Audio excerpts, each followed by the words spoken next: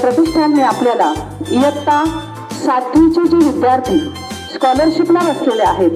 त्यांच्यासाठी 5 सेट, भाग क्रमांक 1 आणि भाग क्रमांक 2 अशी 5 सेट आणि त्याचबरोबर जे विद्यार्थी इयत्ता 7वीच्या स्कॉलरशिपला बसलेले आहेत त्यांच्यासाठी 30 वह्या दिलेल्या आहेत A4 साईजच्या।